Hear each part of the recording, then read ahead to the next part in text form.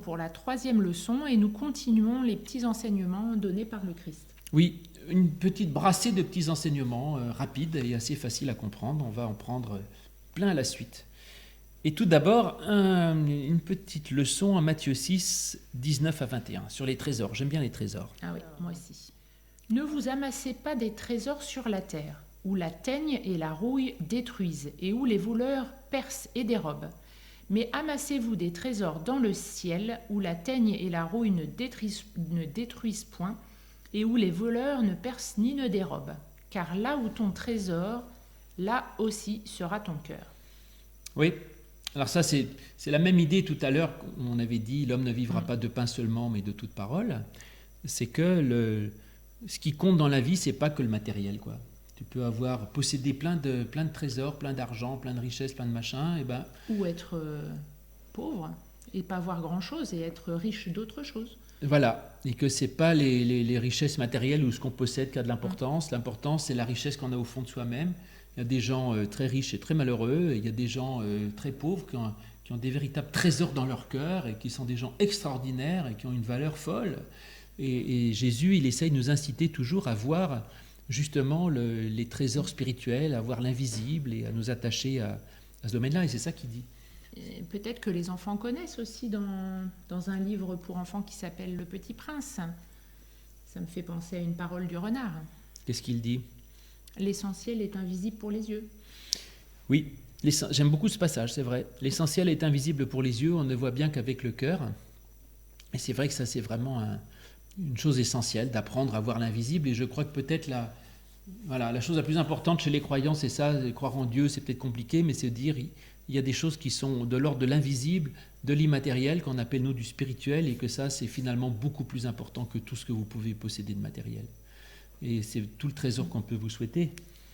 Et il y a un autre passage d'ailleurs dans Paul où il dit ça, en 2 Corinthiens 4, verset 18, où Paul dit un peu la même chose que le petit prince, mais avant lui, où il dit « Nous regardons non pas aux choses visibles, mais à celles qui sont invisibles, parce que les choses visibles sont momentanées et les invisibles sont éternelles. » Voilà, ça c'est vraiment un enseignement que je trouve très essentiel, peut-être qui dit le plus ce qu'est-ce que c'est que de croire en Dieu en quelque sorte, plus que de croire dans quelqu'un sur un nuage avec une barbe qui vient, etc. C'est de croire justement qu'il y a quelque chose de l'invisible et que les vrais trésors de notre vie, eh ben, ils ne se comptent pas en millions ou en kilogrammes, mais que c'est la valeur, la richesse qu'on a dans notre cœur, et que le mode d'emploi de cette richesse intérieure, ça se trouve dans la prédication de Jésus-Christ. Un autre petit enseignement extrêmement... Alors là, c'est le plus simple à comprendre, on n'a même pas besoin de l'expliquer. Matthieu 7, 3 à 5, la paille et la poutre, très connu, et ça, alors là, c'est facile à comprendre, tellement facile qu'on n'aura même pas besoin de l'expliquer, on va vous le lire. Et c'est très vrai en plus. Pourquoi vois-tu la paille qui est dans l'œil de ton frère et n'aperçois-tu pas la poutre qui est dans ton œil ? Ou comment peux-tu dire à ton frère « Laisse-moi ôter une paille dans ton œil, toi qui as une poutre dans le tien » ? Hypocrite, ôte premièrement la poutre de ton œil, et alors tu verras comment ôter la paille de l'œil de ton frère. Voilà, ces pailles et ces poutres, c'est les défauts. On voit toujours plus les problèmes des autres que les siens. Il a raison. Donc commençons par regarder... Ouais. Commence déjà par balayer devant ta porte et fais le ménage devant chez toi, et plutôt que de voir les défauts des autres, bon... c'est même pas chrétien ou pas chrétien, c'est tellement vrai qu'on n'y peut rien. Et puis ça fait partie maintenant de la culture générale, de toute façon, cette expression. Oui, c'est vrai, la paille et la poutre, alors là c'est très connu dans la culture générale. Alors, un autre petit enseignement, verset 13. Entrez par la porte étroite, car large est la porte, spacieux le chemin qui mène à la perdition, et il y a beaucoup qui entrent par là. Mais étroite est la porte, resserrez le chemin qui mène à la vie, et il y en a peu qui les trouvent. Ben oui, ça veut dire que le chemin de lumière, de justice, de joie, le chemin spirituel dont parle l'Évangile, c'est beau, mais c'est pas si facile. C'est plus difficile à suivre et à trouver. C'est pas évident. L'évidence, c'est de se dire, moi, je serai heureux si je suis riche, si j'écrase les autres, si j'ai du pouvoir, etc. Et donc, c'est pas facile. Donc, l'Évangile n'est pas une chose facile, et d'être chrétien et de suivre l'Évangile n'est pas quelque chose de facile. C'est ce qu'il dit. Il dit, c'est pas facile. Et donc, il faut quand même bien réfléchir et bien y penser. Mais c'est formidable, ça mène, alors qu'est-ce qu'il dit au ciel, à la vie, voilà. Le reste amène à la perdition. Ensuite, autre enseignement, alors là, très connu aussi et assez simple, mais très très célèbre, Matthieu 7, 24. C'est pourquoi quiconque entend ces paroles que je dis et les met en pratique sera semblable à un homme prudent qui a bâti sa maison sur le roc. La pluie est tombée, les torrents sont venus, les vents ont soufflé et se sont jetés contre cette maison. Elle n'est point tombée parce qu'elle était fondée sur le roc. Mais quiconque entend ces paroles que je dis et ne les met pas en pratique sera semblable à un homme insensé qui a bâti sa maison sur le sable. La pluie est tombée, les torrents sont venus, les vents ont soufflé et ont battu cette maison. Elle est tombée et sa ruine a été grande. Après que Jésus eut achevé ses discours, la foule fut frappée de sa doctrine, car il enseignait comme ayant autorité et non pas comme leurs scribes. Oui, alors la maison sur le roc, évidemment que la maison, c'est notre vie. C'est notre vie, oui. Sur quoi est bâtie notre vie? Sur quelle valeur? Ouais. Alors déjà, de dire quelque chose qui se construit, c'est assez juste. C'est-à-dire que notre vie, on la construit petit à petit, pierre à pierre. Donc si vous êtes des enfants, votre vie, elle est en train de se construire, elle n'est pas finie. Et donc, une vie, ça se construit progressivement, quoi. Et qu'en fait, on peut se construire sa vie, et je pense que même vieux, on continue de construire sa vie toujours pierre à pierre. Et ce que dit Jésus, c'est l'important, c'est pas tellement la façon de laquelle on construit, parce que l'un va faire tel métier, l'autre va faire tel métier, l'un aura tel caractère, l'autre tel caractère. Donc construisez votre maison comme vous voulez. Mais l'important, c'est la fondation. Et la fondation, lui, dit, écoutez, maintenant, sur quoi vous construisez votre vie, en fait? Qu'est-ce qui est pour vous l'essentiel, le plus solide, le plus important? Et ce que dit là, l'essentiel, c'est la parole que je vous ai dit. Et je crois que l'évangile, c'est une fondation solide. C'est-à-dire toutes ces valeurs qui dit l'évangile, voilà, que le sens de la vie, c'est de pardonner, c'est de servir, c'est d'aimer, etc. Il dit ça, c'est vraiment le socle de base. Et si vous construisez votre vie là-dessus, vous ferez une vie formidable, qui sera à l'épreuve de toutes les tempêtes. Alors les tempêtes, c'est quoi? Ça doit être les épreuves qu'on rencontre dans la vie, les difficultés, les problèmes.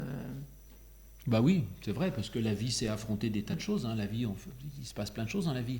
Et en fait, si la maison, elle est construite sur des bonnes fondations, après, tout est possible. Et quoi qu'il arrive dans le monde, parce que quoi qu'il arrive dans le monde, vous aurez toujours quelqu'un à aimer, toujours quelqu'un à servir, toujours quelqu'un avec qui vous pouvez entrer en relation. Donc, rien n'est un problème, je dirais, pour celui qui a de bonnes fondations.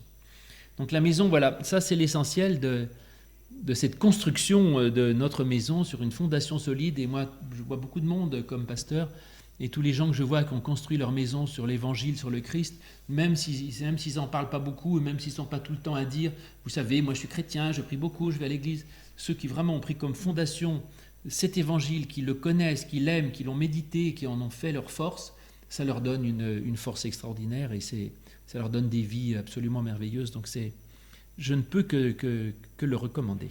Et puis enfin, dernière petite leçon, absolument étonnante, très courte, Matthieu 7, 12. Tout ce que vous voulez que les hommes fassent pour vous, faites-le de même pour eux, car c'est la loi et les prophètes. Voilà, ça s'appelle la règle d'or. Tout ce que vous voulez que les hommes fassent pour vous, faites-le de même pour eux. Alors ça me fait penser à une chose d'ailleurs. Une fois, j'allais voir un paroissien qui se sentait un peu coupable parce qu'il ne venait jamais à l'église. Je dis, je ne lui demandais rien. Bon. Mais il me dit, vous savez, moi, monsieur le pasteur, j'ai rien à me reprocher. J'ai une règle. Je ne fais jamais aux autres ce que tu ne voudrais pas qu'ils vous fassent, et je n'ai jamais fait de tort à personne. Donc moi, je n'ai rien à me reprocher. Alors je lui dis, écoutez, c'est très bien ça, c'est déjà pas mal. D'abord, je ne suis pas sûr que ce soit tout à fait vrai, mais bon, c'est déjà pas mal. Mais l'évangile, il ne dit pas, ne faites pas aux autres ce que vous ne voudriez pas qu'ils vous fassent, mais tout ce que vous voudriez que les autres vous fassent, faites-le de même pour eux. C'est infiniment plus. Alors évidemment que déjà à la base de dire, ne faites pas aux autres ce que vous ne voudriez pas qu'ils fassent, c'est déjà pas mal. Mais c'est négatif. C'est dit, fais pas ci, fais pas ça. Et Jésus, il n'est jamais dans le négatif. Et il dit, faites. Vous voyez ce que je veux dire, il est positif. Et il dit, ce que tu aimerais que les autres te fassent, eh bien donne-le. Et là, celui qui va arriver en disant, moi, monsieur le pasteur, toute ma vie, j'ai toujours donné aux autres ce que j'aurais envie qu'ils me fassent, et bien alors là, il n'est pas sorti. C'est comme le soyez parfait, comme votre Père Céleste est parfait. Hein. C'est aussi un idéal inapplicable, mais c'est quand même, c'est une idée un peu difficile mais c'est une très belle idée. Et je trouve que cette règle d'or de l'Évangile, elle est absolument formidable. Et finalement... C'est un beau résumé. Ah ouais, c'est un beau résumé. Et peu de gens y pensent. Mais c'est aussi se mettre à la place de l'autre, c'est aussi essayer de comprendre ce qu'il aimerait, c'est aussi l'aimer. Donc finalement, c'est peut-être, effectivement, c'est ce qu'il dit, c'est toute la loi et les prophètes, c'est le résumé finalement de tout l'Évangile du Christ. Voilà, eh bien il y a encore plein de petits enseignements dans ce sermon sur la montagne, mais on ne peut pas vous les dire tous. Je crois qu'on a déjà dit pas mal de choses, ça va faire réfléchir. Vous avez de quoi réfléchir jusqu'au mois prochain. Vous avez de quoi réfléchir jusqu'au mois prochain, où nous sortirons du sermon sur la montagne pour commencer dans les faits et gestes, les actes de Jésus, donc dans la suite de l'évangile de Matthieu. Et en attendant, nous vous souhaitons plein de choses, et puis que vous soyez remplis de lumière et soyez la lumière du monde. Au revoir les enfants.